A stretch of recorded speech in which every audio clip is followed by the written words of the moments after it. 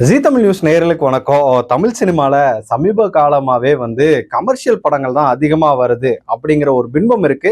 அந்த பின்பத்தை உடைச்சி சமூக அக்கறை கொண்ட ஒரு படமா வெளியாயிருக்கிறது தான் அருள்வான். இந்த படம் எப்படி இருக்கு அப்படிங்கிறதெல்லாம் வாங்க பார்த்துடலாம். இந்த படத்தோட கதையை பொறுத்த வரைக்குமே ரொம்பவே சிம்பிள். ஒரு மலைவாழ் கிராம மக்கள் அவங்களுக்கு இருக்கிற ஒரு அடிப்படை பிரச்சனைகள் அந்த மாதிரியான விஷயங்கள்னால அங்க ஏற்படக்கூடிய ஒரு ஒரு சில சூழ்நிலைகள்னால அது படிப்புங்கிறது ரொம்ப முக்கியம். அதனால படிக்கணும் அப்படிங்கிறதுக்காக அந்த கிராமத்துல இருந்து கலெக்டர் கிட்ட மனு கொடுக்கணும் அப்படின்னு ஒரு பொண்ணு வரா. அந்த பொண்ணு அந்த மனுவை கொடுத்தாலா இல்லையா, அவங்க கிராமத்துக்கு கல்வியை கொண்டு போய் சேர்த்தாலா இல்லையா அப்படிங்கறதுதான் கதை.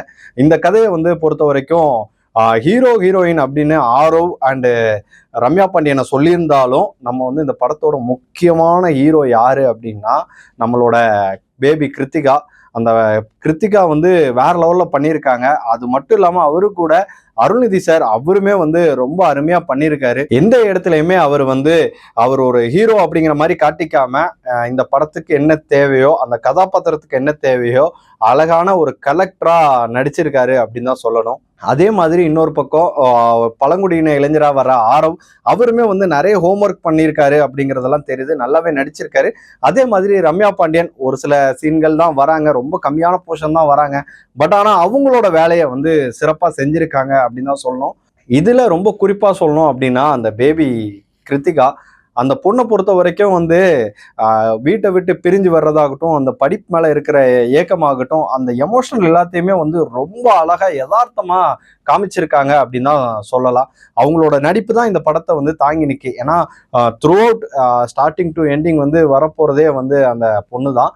அழகா அதை கேரி ஓவர் பண்ணி படத்தை அழகா எடுத்துட்டு வந்திருக்காங்க ஆடியன்ஸ் கிட்ட அப்படின்னு தான் சொல்லணும். அதே மாதிரி இந்த படத்துல சப்போர்ட் பண்ணி நடிச்சிருக்கிற காளி வெங்கட், ஜான் விஜய், அப்புறம் விடிவி கணேசன் அவங்களுக்கு என்னென்ன தேவையோ அந்த படத்தோட ஓட்டத்தை நிப்பாட்டாம அழகா எடுத்துட்டு போயிருக்காங்க. அது ரொம்ப ஒரு பெரிய பிளஸ்ஸா இருக்கு.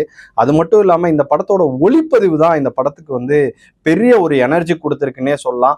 அழகா மலை பகுதிகளெல்லாம் வேற லெவல்ல எடுத்து காமிச்சிருக்காரு ஒளிப்பதிவாளர் எம் சுகுமார். அது மட்டும் இல்லாம ஜிவி பிரகாஷ் அவரோட இசை இந்த படத்தை அழகா அப்படியே நம்ம கிட்ட எடுத்துட்டு சேர்த்திருக்கு அப்படின்னு சொல்லலாம்.